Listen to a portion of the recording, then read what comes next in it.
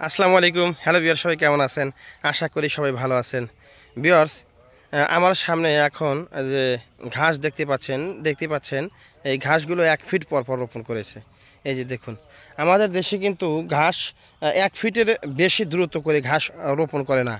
কারণ ঘাস রোপণ করা অনেকগুলো নিয়ম আছে। মানে আমরা কিন্তু আপনাদেরকে দেখাই যে আমরা দূরে দূরে অনেক দূরে দূরে ঘাসের কাটিং রোপণ করেছি। দূরে দূরে কাটিং রোপণ করার কারণ হচ্ছে আমরা কাটিং উৎপাদন করি। এর জন্য আমরা ঘাসের কাটিংগুলো অনেক দূরে দূরে রোপণ করি। আর যদি আপনি ঘাস উৎপাদন করেন, এটাই হচ্ছে সঠিক পদ্ধতি। এই যে 1 ফিট পর পর কাটিং রোপণ করেছে, এটা হচ্ছে সঠিক পদ্ধতি। এই ঘাসটা কিন্তু এই জমিতে প্রথম রোপণ করেছে বিধায় এই যে ঘাসের ঝোপাটা কম হয়েছে। একবার কেটে দিলে এই একটা ঝোপা আর একটা ঝোপার সাথে মানে লেগে যাবে।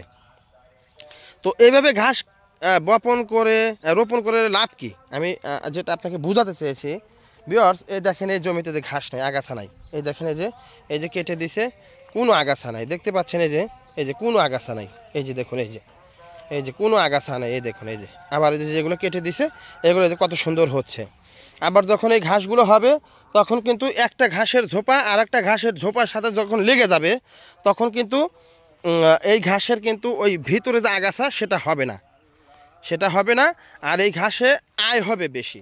ধরেন যদি আপনি 1 একর 2 ফিট পর পর রোপণ করেন, তাহলে আপনি 1 একরে একবার কাটলে 12 টন ঘাস পাবেন। আর এইভাবে যদি করেন তাহলে 20 টন ঘাস পাবেন। কারণ তখন জায়গা ফাঁকা থাকবে না, এই জমির জায়গাটা ফাঁকা থাকবে না।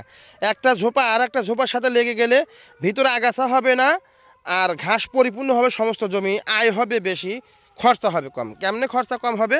আপনার নিড়ানি দেওয়া লাগবে না। আর সার যতটুকু দিবেন ততটুকু আপনার এই ঘাসটা খেয়ে ফেলবে।